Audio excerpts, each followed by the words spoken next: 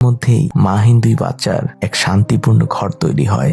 অনেক দিন পর দুই ভাই বোন দুপুরবেলা নিজেদের জন্য সবজি খিচুড়ি রান্না করে। ভরপেট খেয়ে দুই ভাই বোন তৃপ্ত মনে শুয়ে থাকে। রাতের বেলা যখন অন্ধকার নেমে আসে তখন সেটসুকো অন্ধকার দেখে অনেক ভয় পায়। তখন ভাই সেইতা তার জন্য যে বাইরে থেকে অনেকগুলো জোনাক পোকা নিয়ে আসে আর সেগুলোকে তাদের মশারির মধ্যে ছেড়ে দেয়। ছোট্ট গুহাটি একদম আলোকিত হয়ে যায় আর দুই ভাই বোন আজ অনেক দিন পর একটু শান্তি মতো ঘুমাতে পারছে ভরা পেট নিয়ে। পরদিন সকালে যখন সেইতার ঘুম ভাঙে সে দেখতে পায় তার পাশে তার ছোট বোন নেই। সে গুহা থেকে বাইরে আসে। সে বাইরে এসে দেখতে পায় তার ছোট বোন সেটসুকো গতকাল রাতে মরে যাওয়া জোনাক পোকাগুলোকে কবর করে কবর দিচ্ছে।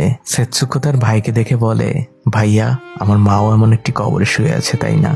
আমি সবই জানি, আন্টি আমাকে বলেছে আমার মা বেঁচে নেই। ভাই সেইতে কি বলবে বুঝতে পারে না। সে প্রচন্ড কাঁদতে থাকে কারণ তার আদরের ছোট বোনটি জেনে গিয়েছে যে তার মা পৃথিবীতে বেঁচে নেই। সেইতে তার ছোট বোনকে বলে, কাঁদিস না বোন, যুদ্ধ থেমে গেলে আমি তোকে মায়ের কবরের কাছে নিয়ে যাব। আমরা মায়ের কবরের পাশে একটি ঘর বানিয়ে আজীবন থাকবো সেখানে। মুভির এই অংশগুলো হয়তো আপনাদের যাদের মা বেঁচে আছে তারা হয়তো আপনারা আমাদের মতো করে ফিল করতে পারবেন না। যাই হোক, এভাবেই অনেক দিন কেটে যায়। তাদের জমানো টাকাগুলো শেষ হয়ে যায়। দুই ভাই বোনের এখন খাওয়ার মতো তেমন কিছুই নেই আর পরার মতো নেই কোনো জামা। তারা পাশেরই একজন কৃষকের কাছে সাহায্যের জন্য যায়, যার কাছ থেকে তারা এতদিন খাবার কিনতো, কিন্তু সেই কৃষকও তাদেরকে ফিরিয়ে দেয়। আর তখনই হঠাৎ আবার আমেরিকানরা আক্রমণ করে।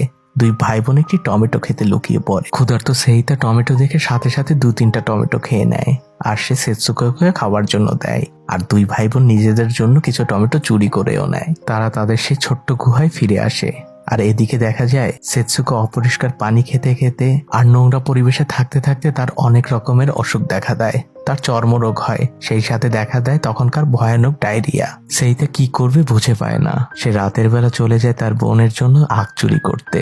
সে একটি আখ চুরি করে, কিন্তু ভাগ্যের নির্মম পরিহাস, সে ধরা পড়ে যায়। আখ বাগানের মালিক তাকে অমানুষের মতো মারতে থাকে। সেইটা বারবার তার কাছে ক্ষমা চায়, কিন্তু সেই ক্ষমায় আর কোনো কাজ হয় না। নির্দয় লোকটি তাকে মারতে মারতে তাদের গুহার কাছে নিয়ে আসে আর ছোট্ট মানুষ সেটসুকোর সামনেই তার ভাইকে লোকটি নির্মম ভাবে মারতে থাকে। সেইটা লোকটির কাছে হাঁটু গেড়ে রিকোয়েস্ট করতে থাকে, প্লিজ আমাকে আর মারবেন না, আমি আমার বোনের জন্য এটা করেছিলাম। আমার এই বাচ্চা বোনটি অনেক অসুস্থ আর অনেক ক্ষুধার্ত, ওকে একটু খাবার দেওয়ার জন্য আমি এটা করেছিলাম, আমি আর কখনোই এটা করব না। কিন্তু অমানুষ লোকটির তাতেও মন গলে না। সে সেইতাকে পুলিশে দিয়ে দেয়। পুলিশ যখন সেইতাকে দেখে তখন তার সেইতার প্রতি খুবই মায়া হয়। সে সেইতাকে ছেড়ে দেয়। সেইতা থানা থেকে বাইরে বের হলে দেখতে পায় তার ছোট্ট বোনটি অনেকটা পথ পাড়ি দিয়ে তার পিছু পিছু এখানে চলে এসেছে। সেইতা তার অসুস্থ বোনের মুখের দিকে তাকিয়ে অঝরে কাঁদতে থাকে।